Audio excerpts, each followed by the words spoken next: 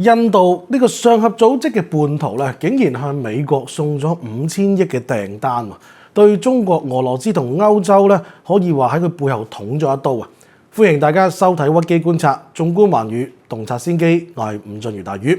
歐盟呢一次咧，真係可以話係高興得太早啦！新德里嘅燈光咧仲未散啊，慶祝嘅掌聲咧仲喺度迴響緊，但係局勢咧就已經咧翻咗一個新嘅篇章啦。馮德萊恩親自落場示好，歐盟上下集體打咗雞血咁樣啊！咁啊結果咧唔夠一個禮拜，印度轉身咧就接咗美國嘅電話，特朗普一句説話就直接將歐盟咧就擺埋咗一邊。嗱，呢個並唔係偶然，而係一場反覆試驗嘅一個現實。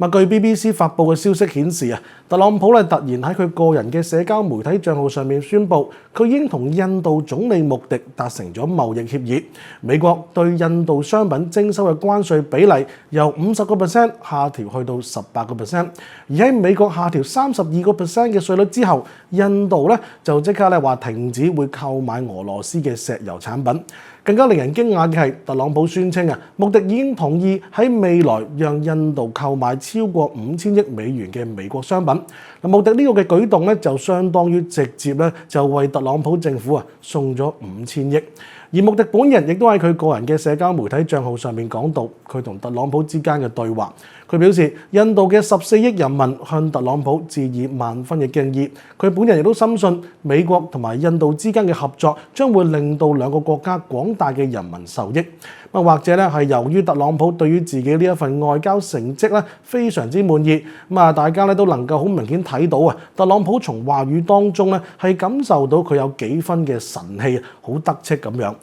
據俄羅斯衛星通訊社喺2月3號公布嘅消息顯示，特朗普喺近日喺社交媒體上邊所講到嘅中俄兩國對美國嘅態度係點樣？佢就表示啊，美國喺委內瑞拉嘅軍事行動非常之漂亮啊！中國對於今次嘅軍事行動印象非常之深刻，而普京喺同佢講嘢嘅時候亦都明確咁表示啊，美軍嘅軍事行動係一次不得了嘅行動。令人意外嘅係，上合組織亦都喺呢一個時候向外界發布咗一個嘅警告啊！咁睇嚟，大家對於特朗普嘅挑釁舉措早就已經有咗準備啦。一場無比激烈嘅博弈就應該即刻就會嚟到㗎啦。今集大魚同大家講講特朗普就通告全球，印度背刺中俄歐。喺節目開始之前，提提大家記得訂閱屈機 TV、留言、讚好同分享俾你朋友知道。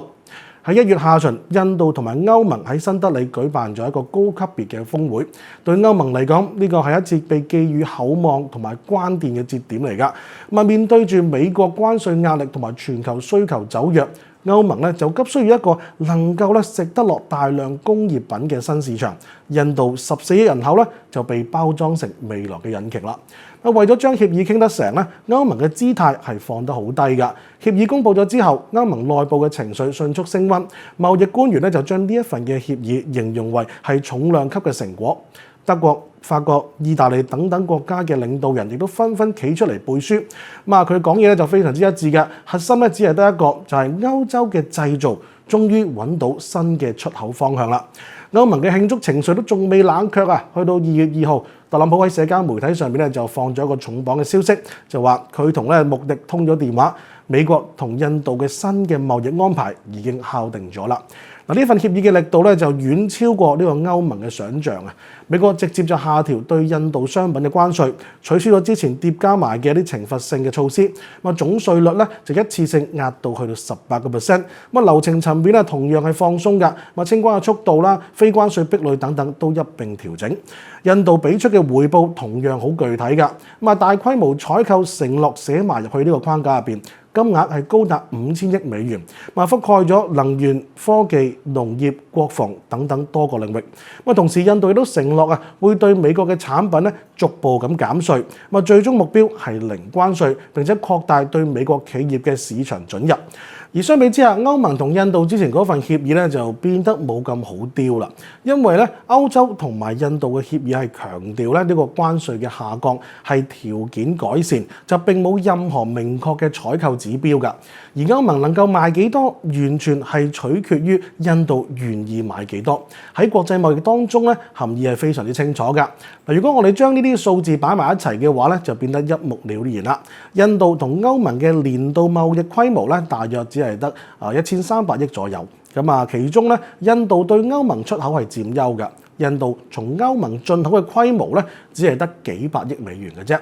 而印度對美國嘅貿易體量咧，就已經係同歐盟相當㗎啦。喺之前高關稅嘅背景底下，印度對美國出口依然都保持住增長。咁而家稅率大幅下調，出口擴張幾乎咧係毫無懸念㗎。而更加關鍵嘅係嗰個具體嘅5000億美元嘅採購指標啊！嗱，呢個並唔係一個象徵性嘅數字，而係需要喺未來幾年咧逐年咁樣咧去兌換嘅一個硬性嘅一個約束。咁啊，印度咧就要咧完成呢一個帳，咁亦都咧必須要調整佢嘅進口結構。咁錢從何來咧？訂單又會俾邊個呢？嗱，呢個選擇就並唔複雜啦。嗱，歐盟咧原本嘅算盤就係想用印度嚟到對沖美國嘅壓力，咁將部分嘅出口轉移去到南亞市場。咁結果咧就變得係啱啱相反啦。而家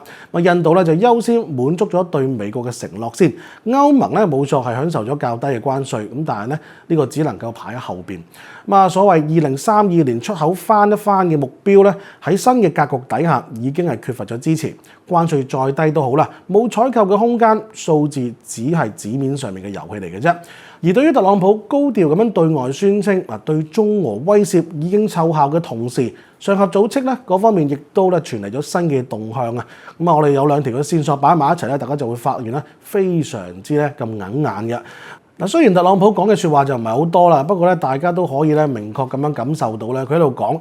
呢單嘢咧中俄兩國俾我搞掂咗啦。咁但係其實咧，大家睇得出咧，佢明顯係吹緊水嘅。但係特朗普佢嘅政治基本盤，即係嗰啲選民入邊咧，有好多咧都係好睇情緒或者咧係好我哋叫白咗啊嘅選民嚟嘅。咁所以咧，佢呢番嘅説話唔定咧，真係可以咧係取悅到唔少佢嘅選民㗎。咁啊，然而各個嘅國際組織咧，佢負責人啊同埋各國嘅領導人咧就冇咁容易呃啦。咁啊，面對住激烈變化嘅全球形勢，上合組織秘書長葉爾梅克巴耶夫咧就作出咗個表態。據俄羅斯衛星通訊社發布嘅消息顯示，上合組織咧反對任何外部勢力干涉組織內部事務，破壞組織內部團結嘅企圖。呢個係所有成員國嘅一致態度。嗱，呢一位嘅秘書長咧，雖然就並冇點名邊一個國家，咁但係大家都好清楚啦，佢講緊嘅咧就係講緊美國啦。美國喺呢個時候咧，突然之間同穆迪政府達成一個貿易協議，其實就相當於咧喺上合組織入邊咧埋咗一口釘。雖然印度呢個國家咧喺中俄兩國眼中咧都唔算係啲乜嘢世界棋局嘅核心玩家，但係如今印度政府嘅所作所為就必然咧仲係會對其他小嘅國家產生一啲影響㗎。呢個秘書長咧喺佢眼中就強調呢一個嘅上合組織內部嘅團結，其實就喺度講緊印度同美國發出緊呢一個嘅信號。日前委內瑞拉對外宣布首次成功對外出口液化石油氣，呢一艘郵輪咧叫做克里索皮吉女士號咧就正式起航，目的地咧亦都係公佈咗啦，就係印度。按照美國方面嘅講法，委內瑞拉出售嘅石油收入咧，將會係由美國同埋委內瑞拉兩個國家去平分㗎。當談及到呢個中俄對美國喺委內瑞拉軍事行動嘅睇法嘅時候，特朗普就話美國應該受到尊重，就係因為咧自己喺呢個中俄面前攞到佢想要嘅效果。好明顯，印度今次嘅做法其實咧就係對包括中俄在內嘅廣大發展中國家嘅一個背後拮咗一刀啊！點解咁樣講呢？首先嚟睇咧，企喺俄羅斯嘅角度，委內瑞拉一直咧都係俄羅斯喺呢個拉美嘅親密盟友嚟㗎。馬杜羅同埋普京之間嘅關係都非常之密切，因此美國呢個做法其實就喺度挖緊俄羅斯嘅牆角，令到俄羅斯喺南美再度失咗一分。所以印度採購委內瑞拉石油嘅做法，其實係喺俄羅斯嘅眼中咧，就係一個挑釁嘅行為令到俄羅斯咧非常之難受。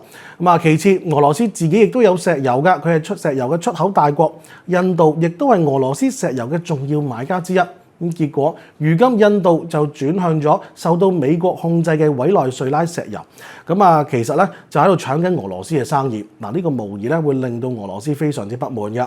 而美印雙贏嘅背後，最大嘅受害者咧就係俄羅斯啦。而且咧咁樣一刀咧斬落嚟又快又狠啊，直接咧就斬中咗俄羅斯嘅經濟命脈。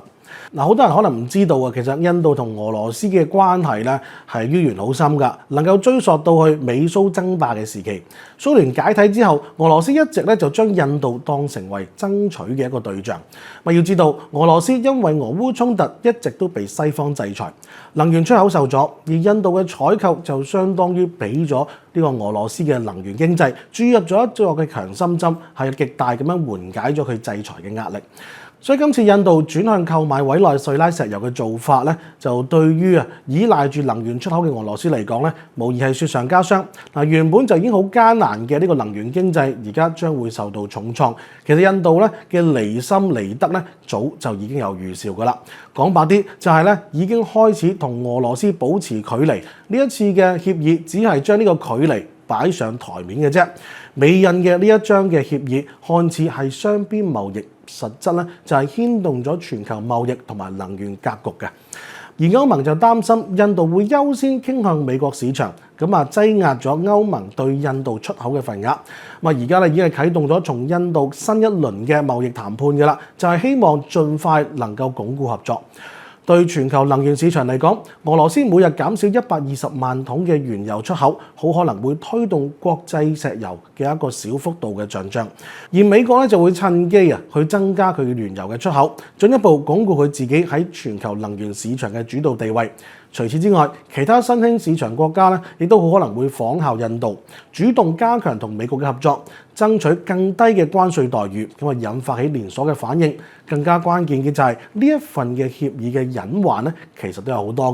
㗎。印度國內嘅農業、紡織業對降低關稅係非常之抵觸㗎，好可能咧係會阻礙到呢個協議嘅落地。而且特朗普嘅關稅嘅政策向來都係反覆無常㗎，萬一美國國內政治格局發生變化嘅話，好可能會再次調整對印度嘅關稅。印度雖然承諾停止購買俄羅斯石油，但係俄羅斯畢竟係印度重要嘅戰略夥伴。短期內想要完全停止採購嘅話咧，就相信唔係太過現實。而且印度從美國委內瑞拉進口石油嘅規模咧，能唔能夠達到佢預期咧？呢個係一個疑問。畢竟咧，委內瑞拉嘅產能係有限，而美國嘅能源價格咧，亦都未必能夠滿足到印度。